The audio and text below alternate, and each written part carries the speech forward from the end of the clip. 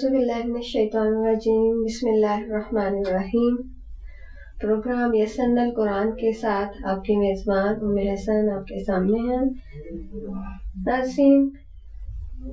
سورہ بقرہ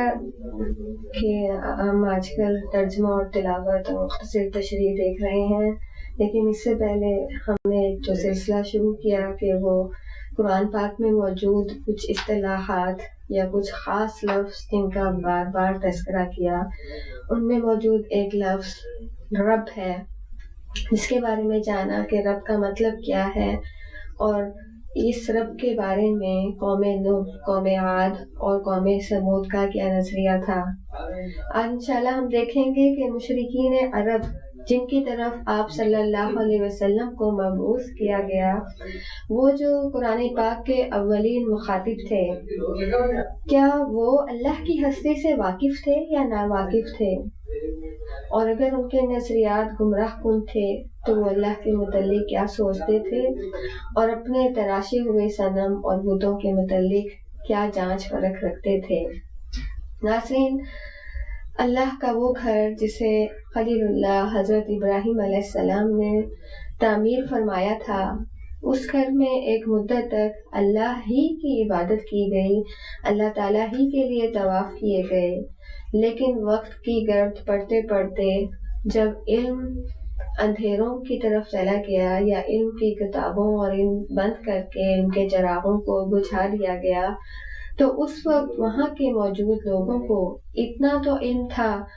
کہ یہ اللہ کا گھر ہے، یہ خانہ خدا ہے،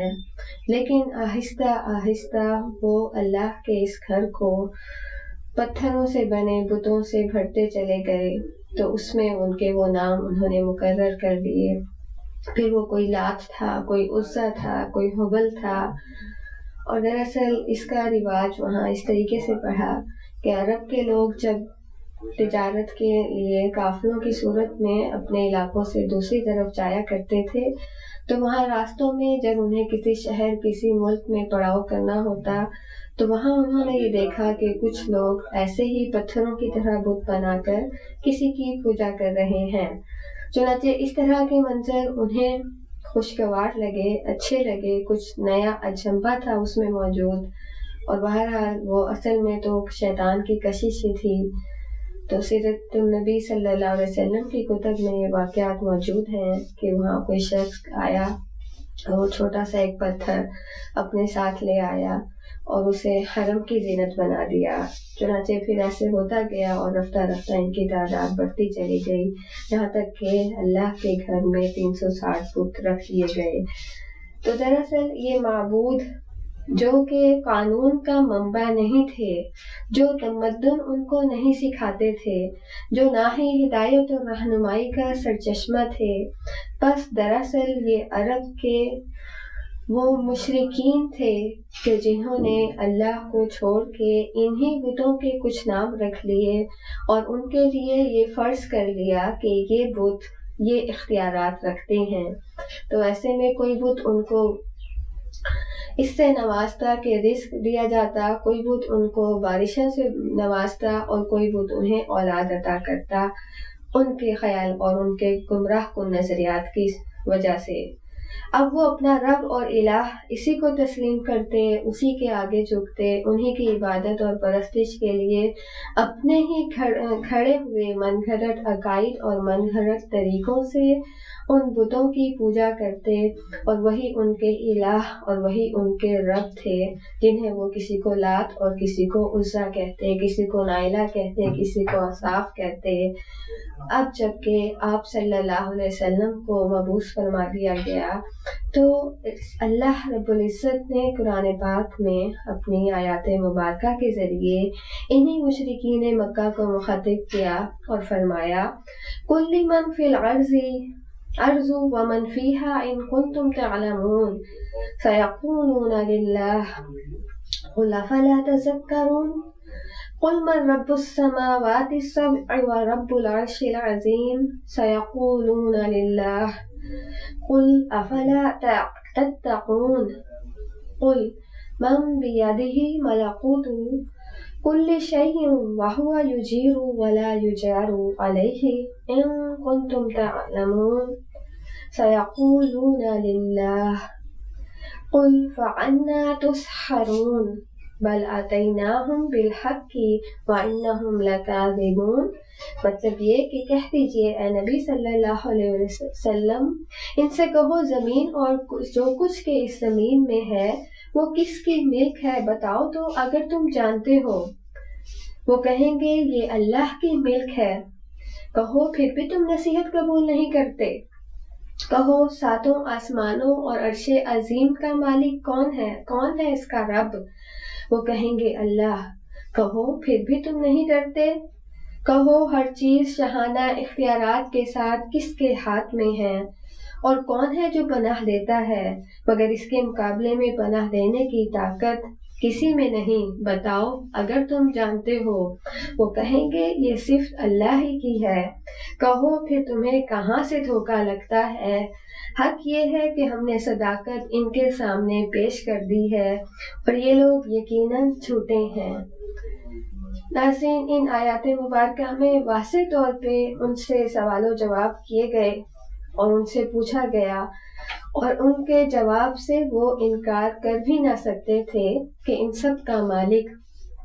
अल्लाह है। ज़मीन की मिल्क अल्लाह की है, आसमानों का मालिक अर्शे अजीम का रब अल्लाह है। वो अल्लाह ही रब है कि जो इनको मुश्किलात से निकालता है। वो रब ताला ही है कि जिसके पास सारी ताकतें और सब इख्तियारात हैं।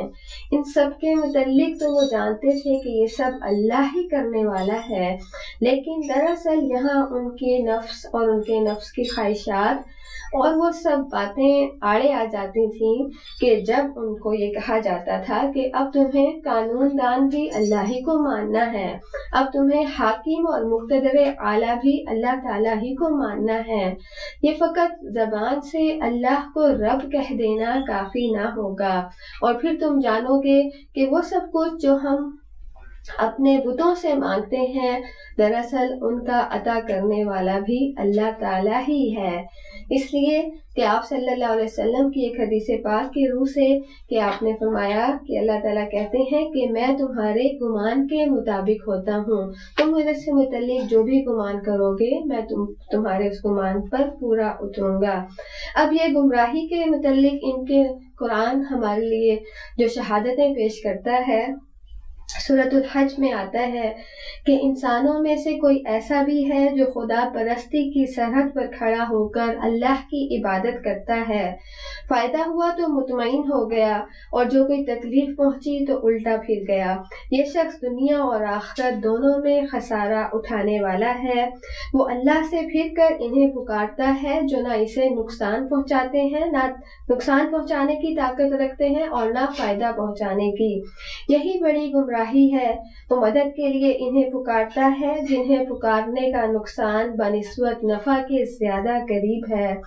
कैसा बुरा मौला है और कैसा बुरा साथी है, इसलिए कि ये लोग अल्लाह को छोड़कर उसकी इबादत में मसरूफ है कि जो उनको ना नफा पहुंचा सकता है ना नुकसान दे सकता है।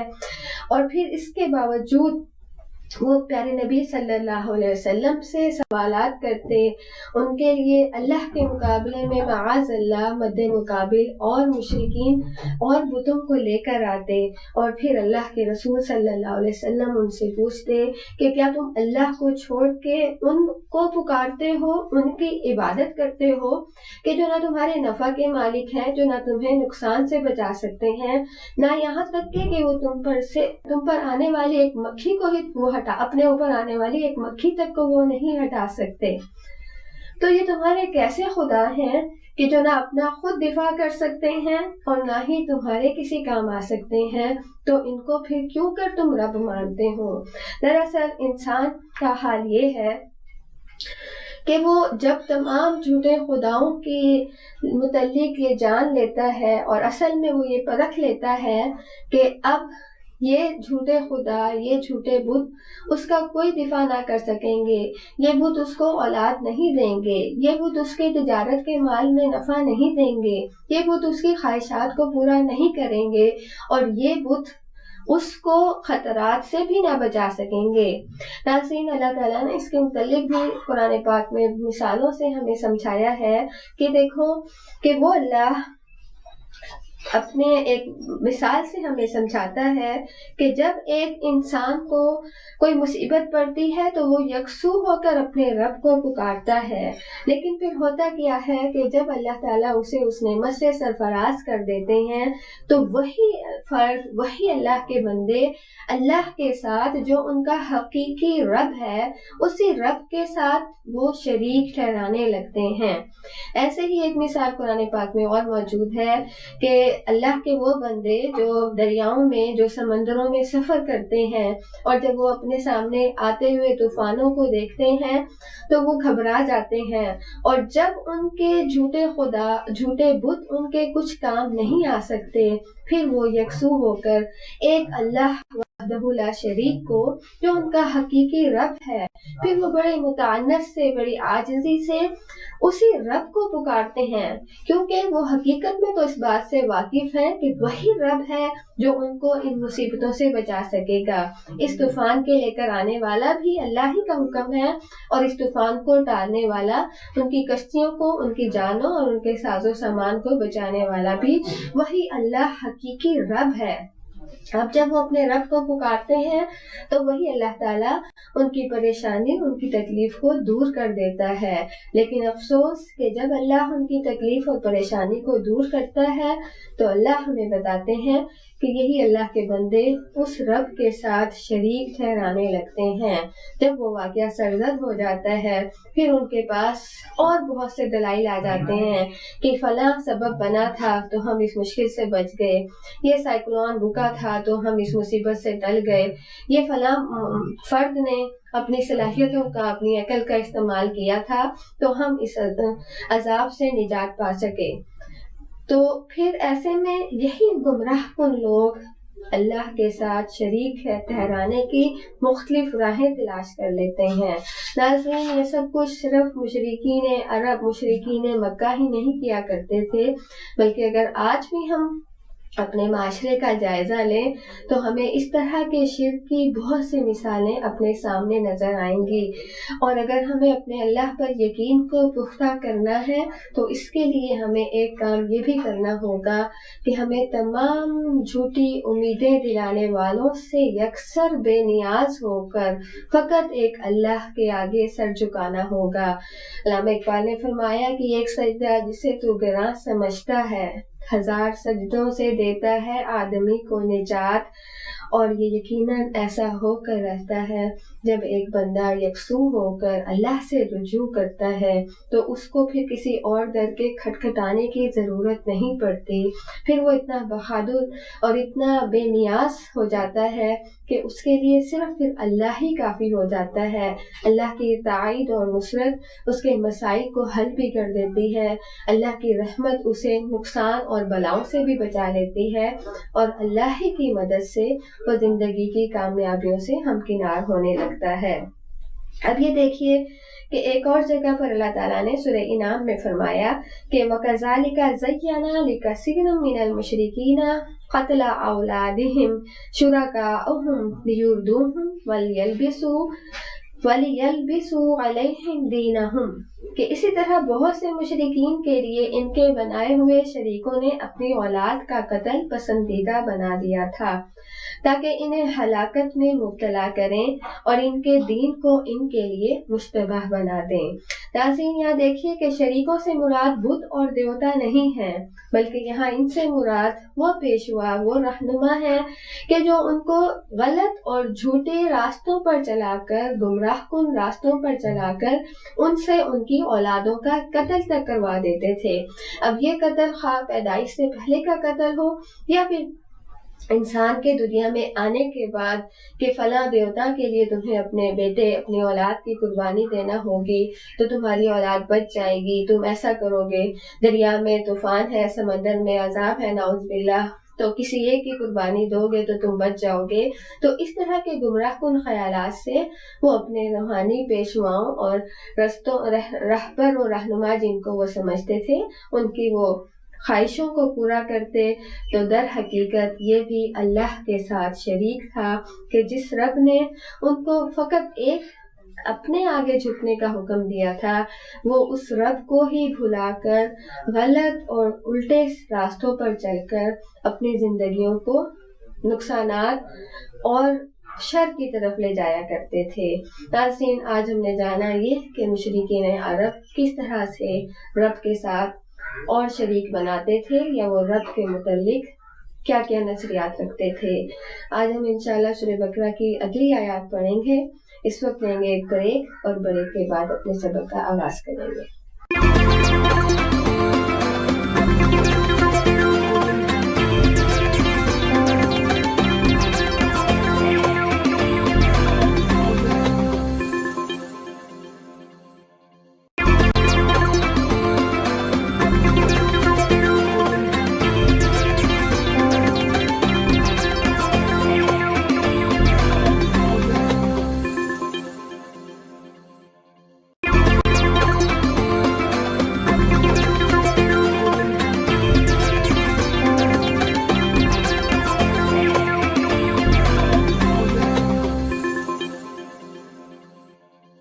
وقفہ ختم ہوا۔ ارشاد باری تعالیٰ ہے وَإِذَا طَلَّقْتُمُ النِّسَاءَ فَبَلَغْنَ أَجَلَهُنَّ کہ جب تم طلاق دو عورتوں کو پھر جب وہ پہنچ جائے اپنی عدت کو، فَلَا تَعْضُلُوهُنَّ أَن يَنكِحْنَ پھر نہ تم انہیں ستاؤ، اذیت دو اس بات پر أن ينكحن أزواجهن کہ وہ نکاح کریں کسی اور زوج سے۔ مطلب یہ کہ آپ ان کو روک نہیں سکتے کہ وہ کسی اور زوج سے نکاح کریں۔ اذا تراضوا بینہم بالمعروف جبکہ وہ آپس میں معروف کے مطابق باہمی رضامندی رکھتے ہوں۔ ذالک یہ یوعظ بہ نصیحت کی جاتی ہے اس کی من کان منکم جو کوئی ہو تم میں سے یؤمن باللہ ایمان رکھتا ہو اللہ پر والیوم الآخر اور یوم آخرت پر۔ ذالکم ازکی لکم واطہر یہ تمہارے لیے پاکیزہ ہے نسبتاً اور پاکی کا طریقہ ہے۔ واللہ یعلم وانتم لا تعلمون واللہ یعلم اور تو اللہ جانتا ہے اور تم نہیں جانتے۔ والوالدات یرضعن اولادہن اور والدات اپنے اولاد کو دودھ پلائیں حولین کاملین پورے 2 سال لمن ارادہ جو کوئی ارادہ رکھتا ہو ان یتم الرضاعہ کہ وہ پوری کریں گے رضاعت کی مدت کو۔ وعلی المولود لہ رزقہن اور مولود پر اس کے لیے اس کا رزق اس کا کھلانا و کسوتہن اس کا پہنانا بالمعروف معروف کے مطابق اس پر ذمہ داری ہے بچے والے پر۔ لا تکلف نفس الا وسعها نہیں تکلیف دی جاتی کسی نفس کو مگر اس کی وسعت کے مطابق نہ تکلیف دی جائے۔ لا تضار والدۃ اور نہ ہی تکلیف دی جائے والدہ کو بولدہا اس کے بچے کی وجہ سے۔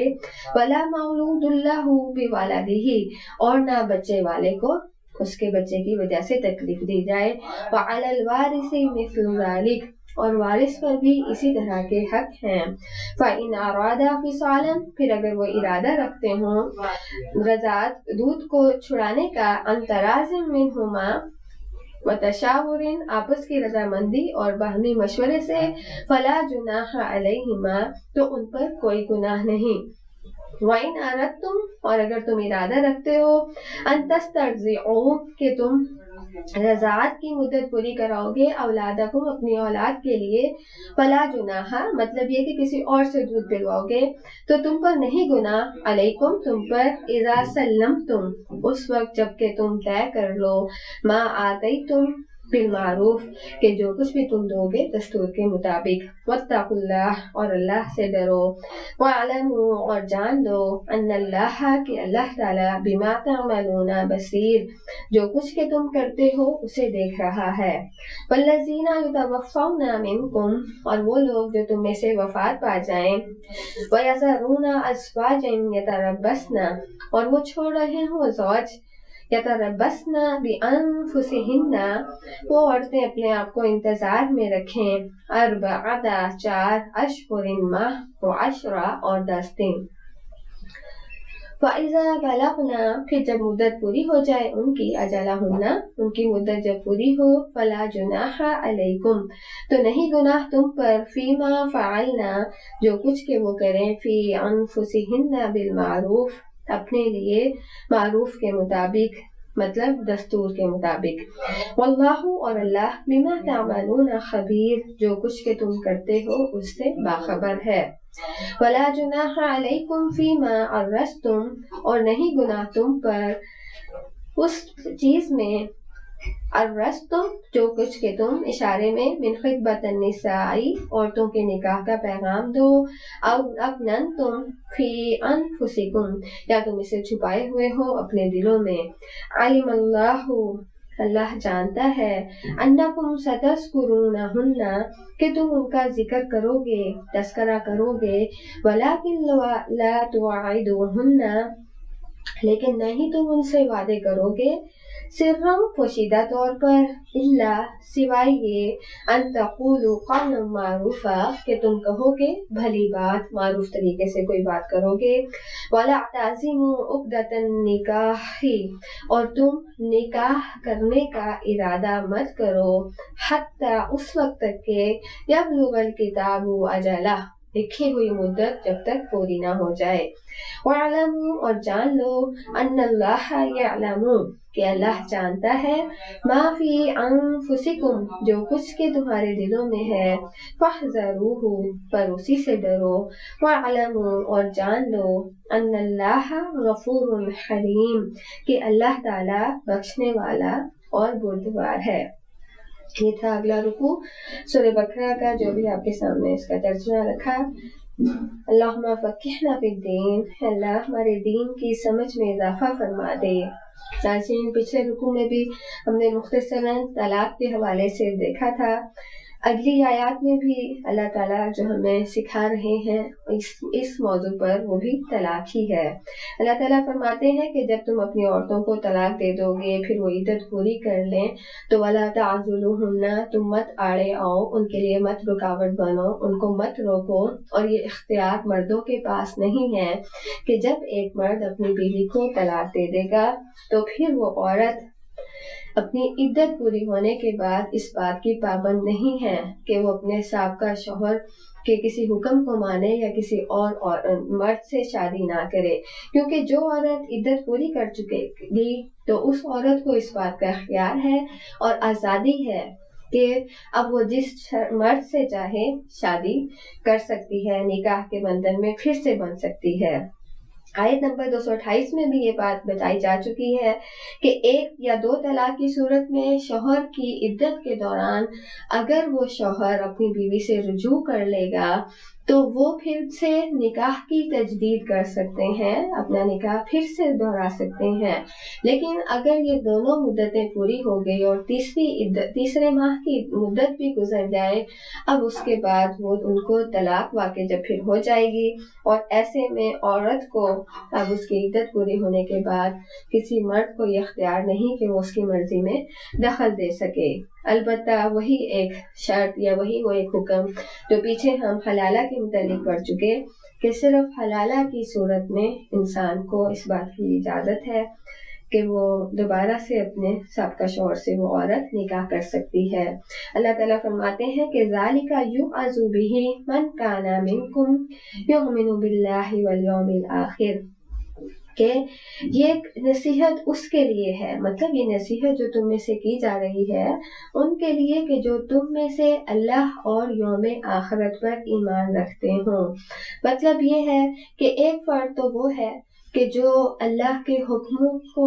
معاذ اللہ کوئی اہمیت ہی نہیں دیتا اس کے نزدیک اس کی خواہشات اس کے اپنے ارادے اپنے اختیارات اپنی صلاحیتیں ہی سب کچھ ہیں تو ایسے میں جب کوئی فرد اللہ کے حکموں کو پس پش ڈال کر اپنی زندگی گزارتا ہے تو لا محالہ وہ آزمائشوں کا ضرور شکار ہوگا اسے پریشانیاں اپنے کیے کی سبب ضرور آئیں گی لیکن یہاں اللہ تعالیٰ ہمیں طلاق عدت اور نکاح کے حوالے سے جو ہمیں نصیحتیں اللہ تعالیٰ فرما رہے ہیں اس میں اللہ تعالیٰ نے اس بات کو خاص کر دیا کہ یہ سب نصیحتیں اس کے لیے ہیں کہ جو اللہ اور یوم آخرت پر ایمان رکھتا ہو۔ ظاہر سی بات ہے کہ جو فرد اللہ پر ایمان لانے جانے کے بعد اس بات کا خوف رکھے گا کہ مجھے اپنے رب کے آگے کھڑا ہونا ہے اور اپنے اعمال کا جواب دہ ہونا ہے، تو اس کو یہ فکر بھی لاحق ہوگی کہ میں نے اللہ کے کن کن احکامات کی اطاعت کی اور کن کی اطاعت مجھ سے رہ گئی۔ اللہ تعالیٰ فرماتے ہیں کہ ذالکم ازکی لکم واطہر، کہ یہ تمہارے لیے زیادہ پاک اور عمدہ طریقہ ہے۔ واللہ یعلم وانتم لا تعلمون، اللہ جانتا ہے اور تم نہیں جانتے۔ مطلب یہ کہ اب یہاں اللہ تعالیٰ اس بات کی انسان کو شناخت کرا رہے ہیں کہ طلاق، عدت، نکاح کے معاملات میں جو احکامات تمہیں دیے جا رہے ہیں یہ زیادہ بہتر اور زیادہ پاکی کے طریقے ہیں، کہ اسلام جو دین طہارت بھی ہے، کہ جس کی بنیاد ہی ایمان، اخلاص، تقوی اور طہارت پر ہے، جس کا بہت حصہ ہمارے دین کا انسان کو طہارت اور پاکیزگی سکھاتا ہے، وہی اسلام، وہی دین فطرت ہمارے معاشرے میں بھی پاک دامنی کے چلن کو عام کرنا چاہتا ہے، اور اس میں یہ آئے دن کی طلاقیں اور رجوع کرنا، آئے دن کے غلط اقدامات کی طرف بڑھنا کسی کو ہرگز سیبا نہیں دیتا۔ چنانچہ وہ طلاق اور عدت کے معاملے میں بھی اپنے احکامات کو کھول کھول کر بیان کرتا ہے، اور اس وقت نے ہمیں بتا دیا کہ تم اگرچہ خود کو عقل والا سمجھتے ہو، اپنی عقل کو مقدم رکھتے ہو، لیکن جان لو کہ تم نہیں جانتے وہ کچھ کہ جو کہ اللہ جانتا ہے، کیونکہ اللہ کا علم تو اس کا کوئی احاطہ کر ہی نہیں سکتا۔ اللہ کو تو ہر انسان محبوب ہے، کیونکہ وہ اس کی تخلیق ہے، خواہ وہ کوئی مرد ہو یا عورت، اور وہ اللہ وحدہ لا شریک اپنے ہر بندے اور ہر بندی کے لیے اس کا خیر چاہتا ہے، اس کی بھلائی چاہتا ہے، اور اسی لیے وہ رب ہمیں نصیحتیں فرماتا ہے۔ آگے ذکر ہے آیت نمبر 233 میں کہ رضاعت کے حوالے سے کہ مائیں اپنی اولاد کو دودھ پلائیں پورے 2 سال، اس شخص کے لیے جو مدت رضاعت پوری کرانا چاہتا ہو۔ اگر طلاق دینے والا شوہر یہ چاہتا ہے کہ متعلقہ عورت اس کے بچے کو دودھ پلائے اور رضاعت کی مدت پوری کرے، تو 2 سال تک اس عورت کی ذمہ داری سے انکار وہ نہیں کر سکتی۔ یہاں پر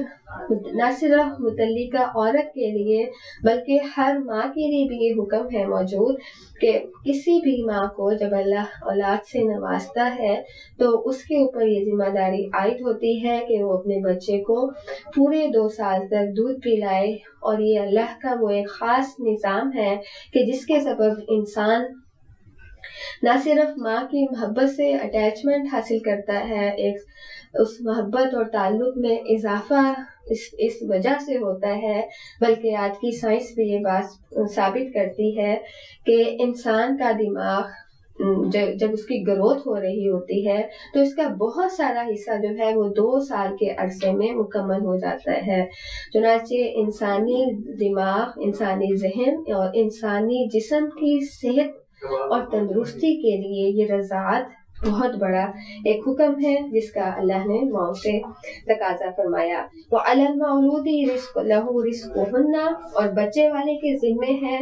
اس کا کھلانا، وَكِسْوَتُهُنَّ، اور اس کا پہنانا، کسوۃ لباس پہنانا، بالمعروف، مدت کے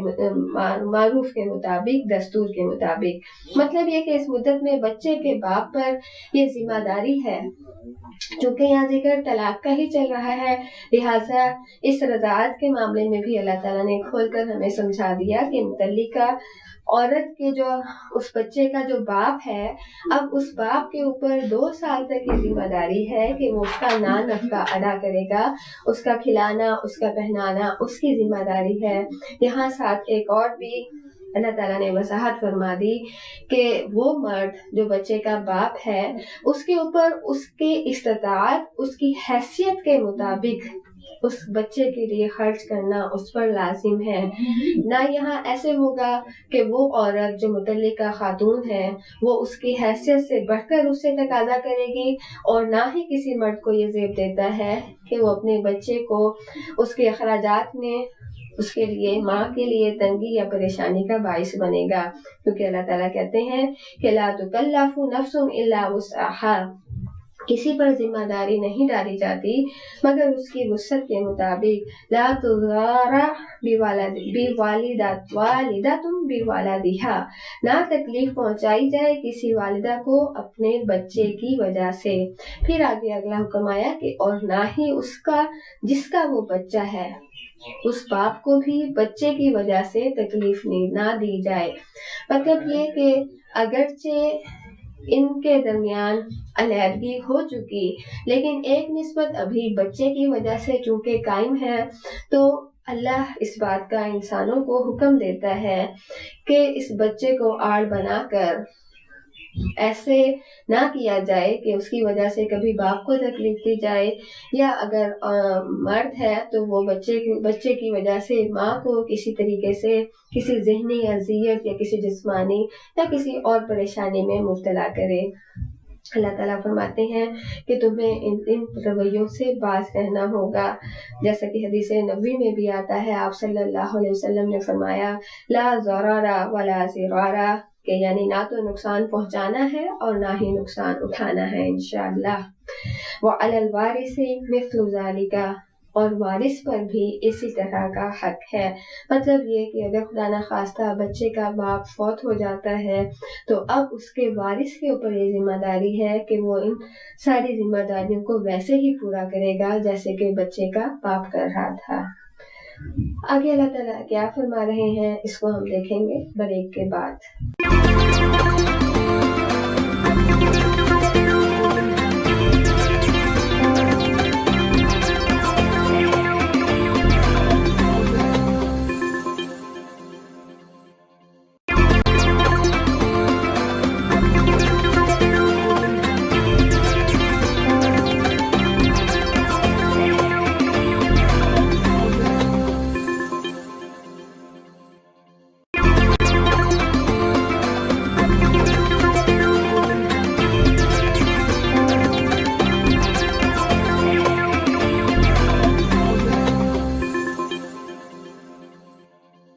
وقفہ ختم ہوا۔ اگلی آیت کے اسی اگلے حصے میں اللہ تعالیٰ فرما رہے ہیں کہ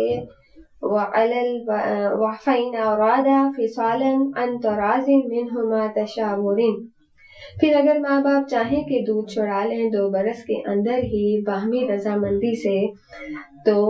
یہ بھی ایسا کیا جا سکتا ہے، لیکن اس کے لیے باہمی رضامندی کا ہونا ضروری ہے۔ فَلَا جُنَاحَ عَلَيْهِمَا، تو ان دونوں پر کچھ گناہ نہیں ہوگا۔ یہ اللہ کی طرف سے ایک ریلیف ہے جو بندوں کو دیا جا رہا ہے۔ وَإِنْ أَرَدْتُمْ أَنْ تَسْتَرْضِعُوا أَوْلَادَكُمْ، اور اگر تم ارادہ رکھتے ہو کہ تم اپنے بچوں کو کسی اور سے دودھ پلواؤ گے۔ ناظرین، عرب کے لوگوں کے ہاں ایک رواج یہ بھی تھا کہ وہاں رضاعت کروائی جاتی تھی۔ مطلب یہ کہ اگر کوئی ماں اپنے بچے کو دودھ نہیں پلا رہی کسی بھی سبب، تو اس کے لیے دایا کا انتخاب کیا جاتا تھا۔ جیسا کہ ہم سبھی جانتے ہیں کہ ہمارے پیارے نبی حضرت محمد صلی اللہ علیہ وسلم کو بھی رضاعت کے لیے اماں حلیمہ سعدیہ کا اللہ تعالیٰ نے انتخاب فرمایا، اور ان کے لیے وہ پیارے نبی صلی اللہ علیہ وسلم کا رضاعت کے لیے جانا ان کے گھر، ان کے اہل و عیال کے لیے برکتوں کا اور رحمتوں کا باعث بن گیا تھا۔ تو اللہ تعالیٰ نے اس بات کو واضح کیا ہے کہ اگر تم کسی اور کے ذریعے سے یہ کام کروانا چاہتے ہو تو فلا جناح علیکم، تو بھی تم پر کوئی گناہ نہیں، تمہیں اس کی اجازت ہے، آزادی ہے، کیونکہ تم بہرحال اس رضاعت کا ہدیہ دو گے۔ اذا سلمتم، آگے شرط یہ رکھ دی گئی، اذا سلمتم ما آتیتم بالمعروف، جبکہ تم بچے کی ماں کو وہ سب کچھ دے دو جس کا تم نے دینا دستور کے موافق ٹھہرایا تھا۔ مطلب بچے کی ماں کو جو کچھ تم نے طے کیا تھا وہ سب تمہیں بہرحال دینا ہوگا۔ ایسا نہ ہو کہ تم رضاعت کی مدت تو کسی اور سے پوری کرا لو اور یہ سوچو کہ اب میں اس بیوی کو، بچے کی ماں کو، سابقہ بیوی کو یا بچے کی ماں کو نفقے سے محروم کر دوں گا۔ ایسا کرنے پر وہ فرد اللہ کے نزدیک گناہگار کہلائے گا۔ واتقوا اللہ، اور اللہ سے ڈرو۔ وَاعْلَمُوا، اور جان دو، ان اللہ بما تعملون بصیر، کہ اللہ تعالیٰ جو کچھ تم کرتے ہو اسے دیکھ رہا ہے۔ یہ سب کچھ کرنے کے لیے بھی تمہیں اللہ کا تقوی اختیار کرنا ہوگا۔ ناظرین، پیچھے بھی اس کا ذکر گزر چکا کہ ہم اپنے رب کے جو بھی احکامات پڑھتے ہیں تو اس کے آخر میں یا اس کے آغاز میں ہی اللہ تعالیٰ ہمیں پھر سے اپنے سے جوڑتے ہیں کہ یہ سب کام جو تم کرو گے، اگر کسی خیر کو اختیار کرو گے تو اللہ کے تقوی کی خاطر، اگر کسی شر سے بچو گے تو وہ اللہ کا خوف رکھتے ہوئے یہ سب کچھ تم کرو گے،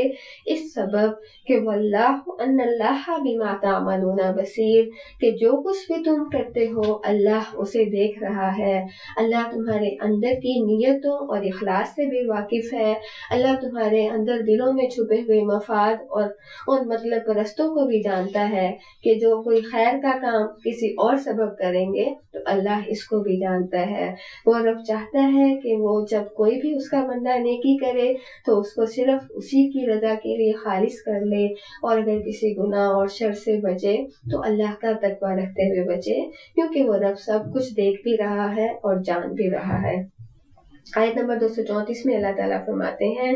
کہ والذین یتوفون، کہ جو تم میں سے وفات پا جائیں اور بیویاں چھوڑ جائیں تو وہ اپنے آپ کو عورتیں انتظار میں رکھیں گے 4 ماہ اور 10 دن تک۔ طلاق کے بعد اس میں ہم نے طلاق کی عدت کو بھی جان لیا۔ اب اگلا حکم اللہ رب العزت کی طرف سے یہ آ رہا ہے کہ عدت کا کیا طریقہ کار ہوگا۔ اس 4 مہینے اور 10 دن تک اس عورت کو اس کے گھر میں ہی رہنا ہوگا، اور یہ سب تاریخیں جو ہیں وہ قمری لحاظ سے ان دنوں کو پورا کیا جائے گا، مطلب چاند کے مہینوں کا حساب رکھا جائے گا۔ پھر اور مزید احکامات عدت کے حوالے سے احادیث مبارکہ میں موجود ہیں کہ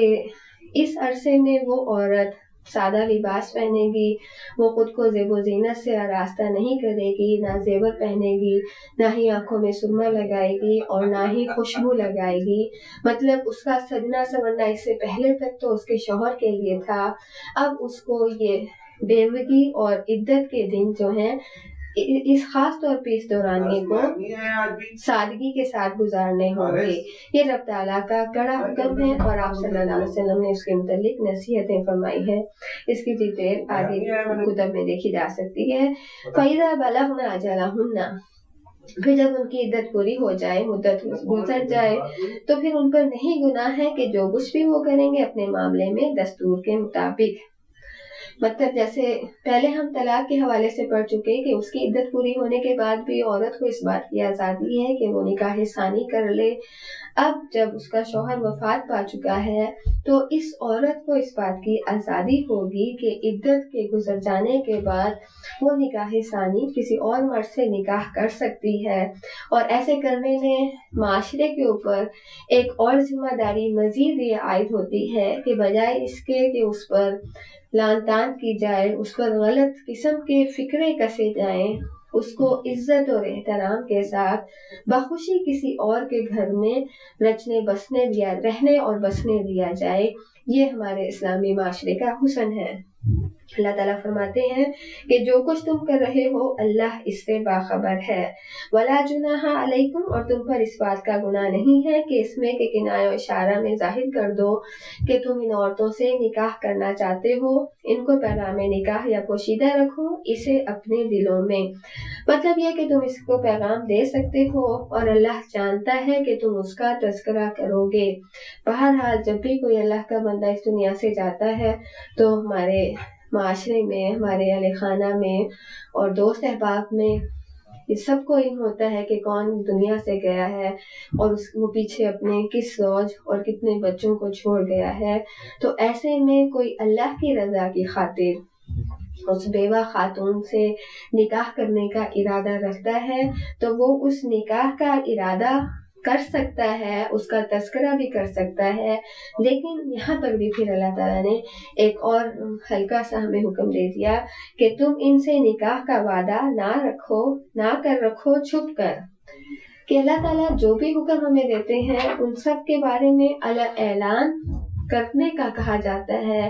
چھپ کر خفیہ سرگرمیاں، چھپ کر دوستیاں آشنائیاں اللہ کو پسند نہیں، تو لہٰذا نکاح جو کہ ایک جائز اللہ کا حکم ہے، اس کو پورا کرنے میں نہ ہی کسی کو آر سمجھنی چاہیے اور نہ ہی اس کے لیے کسی کے چھپنے کی ضرورت ہے، بلکہ تم اس پیغام کو دو گے، اور مگر کس طریقے سے، الا ان تقولوا قولا معروفا، کہ تم یہ بات صرف معروف طریقے سے کہو گے، کہ جیسا کہ ہمارا ہاں عام رواج ہے کہ جب بھی کسی کا کوئی نکاح کا ارادہ ہو تو وہ اپنے بڑے سے، اپنے ولی سے اور متعلقہ خاندان سے پیغام دے کر اس سلسلے کو آگے بڑھایا جاتا ہے، تو ایسے ہی اس متعلقہ اس بیوہ خاتون سے نکاح کے لیے مرد پیغام دے سکتے ہیں، اور یہ کرنا بہت بڑی نیکی ہے۔ وَلَا تَعْزِمُوا عُقْدَةَ النِّکَاحِ، اور تم نکاح کے گرہ کی ارادہ مت باندھو، عزم مت کرو، حتیٰ اس وقت جب تک کہ عدت پوری نہ ہو جائے۔ مطلب یہ ہماری شریعت کا ایک قانون ہے کہ عدت پوری ہونے سے پہلے آپ اس سے نکاح کا ارادہ بھی مت کرو، اور جان لو ان اللہ یعلم، کہ اللہ جانتا ہے، ما فی انفسکم، جو کچھ کہ تمہارے دلوں میں ہے، فاحذروہ، بس اسی سے ڈرتے رہو۔ اب یہ ارادوں کا باندھنا، عزم کا ظاہر ہونا، یہ سب تو زبان سے تو ہوگا ہی، لیکن میرا رب اس کے متعلق فرماتا ہے کہ تم اس ارادے کو نہیں ظاہر کرو گے۔ اگر تمہارے دلوں میں یہ سب موجود ہے تو اللہ کو تو بہرحال یہ سب معلوم ہے، لیکن عدت پورے ہونے سے پہلے تم اپنے ارادوں کو لوگوں کی زبان تک نہیں، دماغ اور ان کے علم تک نہیں لے کر آؤ گے۔ وَاعْلَمُوا، اور جان لو، ان اللہ غفور حلیم، یہ بھی جان رکھو کہ اللہ بخشنے والا اور بردبار ہے۔ ایسا اس لیے کہا گیا کہ اس سے پہلے اگر تم سے کوئی خطا ہو گئی ہے تو تم استغفار کر لو، تم توبہ کر لو، تم اپنے رب کو معاف کرنے والا پاؤ گے، کیونکہ وہ بردبار ہے، وہ تحمل والا ہے، وہ اپنے بندوں کو اس کی غلطی پر فوراً سے ہی نہیں پکڑ لیتا، بلکہ وہ ڈھیل دیتا ہے، وہ انسان کو مہلت دیتا ہے کہ وہ اپنی غلطیوں پر نادم ہو کر اپنے رب سے معافی مانگ لے، اور سچے دل سے اس کے ہاں توبہ جب وہ کر لے گا تو میرا مالک ان کی غلطیوں کو معاف کرنے والا ہے۔ ناظرین، آج کے رکوع میں ہم نے دیکھا کہ اللہ تعالیٰ نے ہمیں یہ حکم دیا کہ طلاق کے معاملات کو تم کیسے نمٹاؤ گے، پھر طلاق کے دوران اگر اس متعلقہ خاتون کا بچہ موجود ہے تو اس کے لیے تم رضاعت کے معاملات کو کیسے ادا کرو گے۔ پھر اگلا حکم ہمارے لیے آیا کہ جب تم میں سے کسی کو موت آ جائے اور ان کے ازواج موجود ہوں تو وہ اپنے عدت کو کتنے عرصے تک پورا کرو گے، جسے ہمارے ہاں اردو زبان میں عدت کہا جاتا ہے۔ مطلب یہ کہ اس گنتی کو 4 مہینے اور 10 دن تک وہ خواتین کیسے پورا کریں گے۔ پھر اللہ تعالیٰ نے اسی رکوع میں ہمیں اس سے اگلے مرحلے کا بھی سمجھا دیا اور خبر دے دی کہ جب ان عورتوں کی عدت مکمل ہو جائے تو یہ عورتیں بہرحال اس معاشرے کا، اس شریعت اور قانون کے ماننے والوں کا حصہ ہیں، تو تم ان عورتوں کو عزت اور احترام کے ساتھ کیسے تم نکاح کر کے اپنے گھروں میں بیاہ کر لے کر آؤ گے، تاکہ ان کے اوپر سے جو بظاہر ایک چھینی گئی ایک چادر کے ہٹ جانے کی وجہ سے جو ان کو ایک غیر محفوظ سا وہ خود کو اپنے آپ سمجھتی ہیں، ان کے نان نفقے کا بھی اہتمام ہو، ان کے اوپر کوئی آنچ بھی نہ آنے پائے، اور وہ پھر اللہ کی بندیاں پھر سے کسی رشتہ میں جڑ کر اللہ کے حکموں کو پورا کرنے والی بن جائیں۔ لہٰذا یہ اس لیے بھی ہے کہ تاکہ وہ خواتین جو اپنی ازدواجی زندگی گزار رہی ہوتی ہیں اور بالخصوص جو نوجوانی میں ہی اللہ نہ کرے کسی کو بیوگی کا شکار ہو جاتی ہیں، تو ان کے اوپر ایک ہمارے معاشرے کے مردوں کی ایک خاص ذمہ داری بنتی ہے، اور ایسے میں اگر کوئی شادی شدہ مرد بھی ان بیوہ خاتون سے شادی کرنا چاہے گا تو اس میں پھر ہم خواتین کے لیے بھی یہ ایک ذمہ داری ہم پر عائد ہوتی ہے کہ وہ اگر جانتی ہوں کہ ان کے شوہر اتنی استطاعت رکھتے ہیں تو وہ سپیس دیں اور فراخ دلی سے آنے والے کے لیے اپنے گھر میں جگہ دیں، تاکہ اس معاشرے کا حسن برقرار رہے، اور اللہ یقیناً ایسے اپنے بندوں سے ضرور خوش ہوگا۔ اور ان سارے معاملات کو کرنے میں اگر کہیں کوئی غلطی اور کوتاہی ہو جائے تو وہ اللہ غفور رحیم ہے، وہ بڑا تحمل والا اور وہ بڑا بردبار ہے۔ کام میرا اور آپ کا یہ ہے کہ اس دورانیے میں کسی غلطی اور کوتاہی پر ندامت کے ساتھ، شرمندگی کے ساتھ اپنے رب سے اپنی خطاؤں کی معافی مانگیں اور اللہ سے رجوع کر لیں۔ انشاءاللہ وہ ہم سب کو ضرور معاف کر دے گا۔ اللہ ہمیں عمل صالح کرنے کی توفیق عطا فرمائے۔ وما علینا الا البلاغ۔